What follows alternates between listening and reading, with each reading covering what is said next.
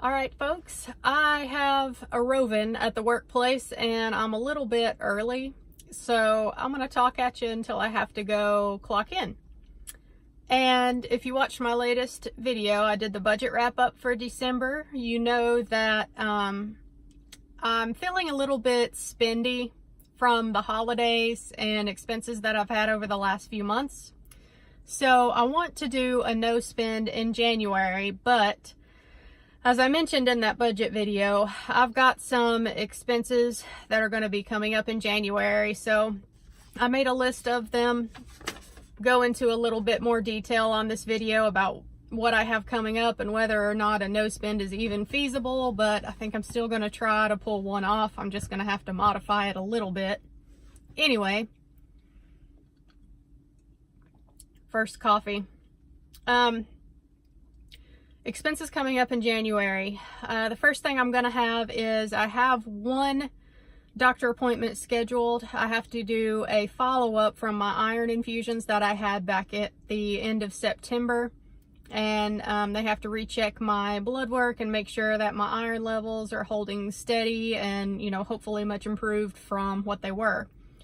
So I've got that coming up at the beginning of January. I am also probably going to have to see my primary care doctor as well to check my thyroid levels. I am hypothyroid, and I just started medication for that fairly recently, a few months ago. And I think I have to go get my thyroid levels checked again before they'll give me another refill to make sure that I'm at the appropriate dosage of my medication. So I've got those two doctor visits probably coming up in January. The hematologist one for sure. Primary care might have to do later in the month. We'll see. Next thing I'll have coming up, I'm going to have to order some more dog food, and that may not sound like a big expense for most people, but if you're new here, I have a giant, growing, 9, almost 10-month-old Irish Wolfhound. He's huge, he eats a lot, and then we also have a Australian cattle dog, a blue heeler, and you know, he doesn't eat a whole bunch of food, so I'm the one that orders the food for the both of them. And when I order it from Chewy.com, and I tend to order about $200 worth at a time, so you know, that'll do me for a couple months.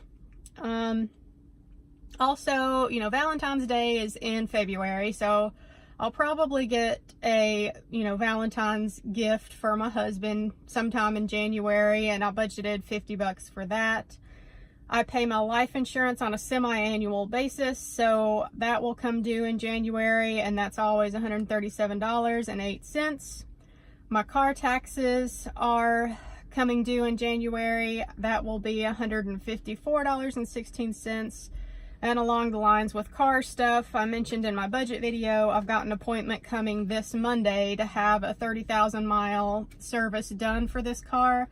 And they're also going to do the inspection for me, transmission drain and refill, and look at a couple recall items that I have for this car, and tire rotation, other things. I'm not exactly sure how much that's going to be, but it'll probably be a couple $100, I imagine. Hopefully not much more than that. Also, to maintain my ultrasound license, I have to get a certain amount of credit hours continuing education. Every 3 years, I have to have 30 credit hours of continuing education. And next year, I'm going to have to start accruing more hours. I was good through the end of 2018, but next year I'm going to have to start getting those hours again. So I was, looking around online at any conferences that might be coming up near me, and there's one coming up at the end of February.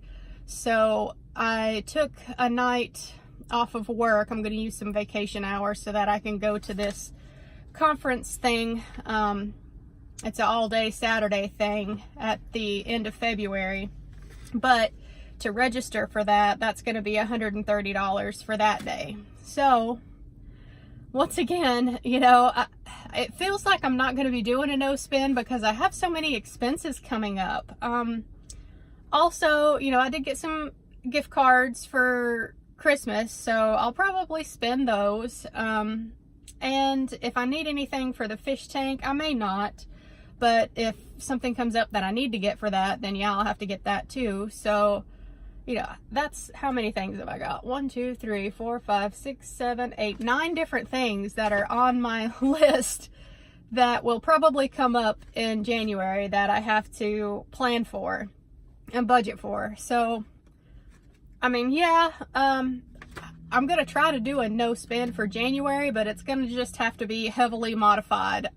And my no spend for January will be pretty much, I'm going to try not to spend any money on anything that I haven't budgeted for ahead of time. So even though I have all of these expenses coming up in January, I'm just going to try to, you know, cash flow them and not spend any extra money outside of that.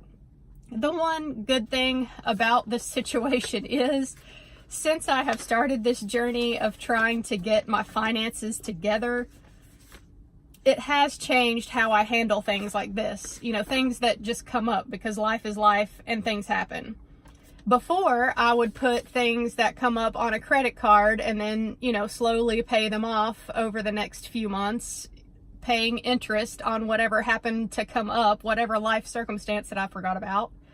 But now, because I've been getting my finances in order, and because I've gotten a few debts paid off, I can now cash flow these things when they come up.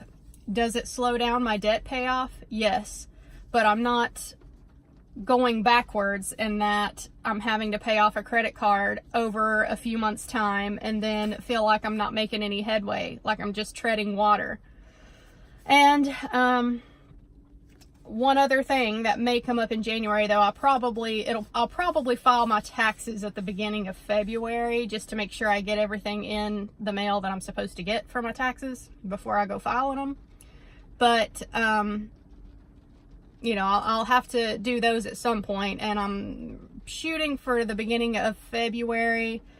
And honestly, I don't know if I'm gonna get a return this year, which if I don't, that's fine. I'm just hoping that I don't owe anything. And I don't know, I might end up owing. I never really know what it's gonna be.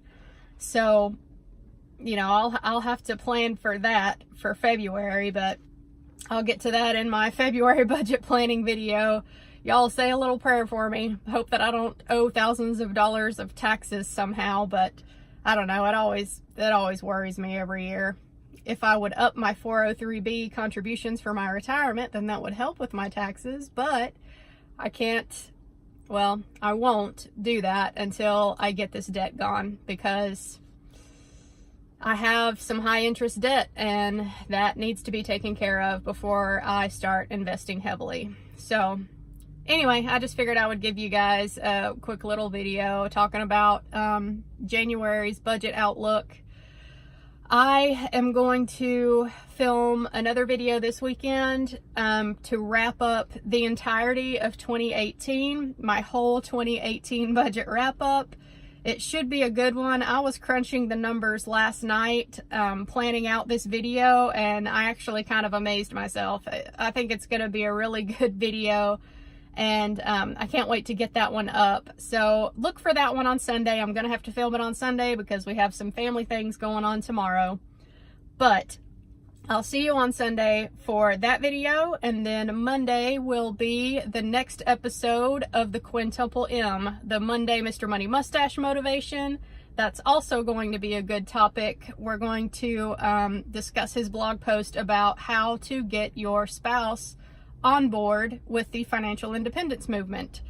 So yeah, that should be a really good one, because y'all know my spouse kind of isn't on board with it. But anyway, I'll see you guys in my next video. I hope y'all have a good weekend. Bye.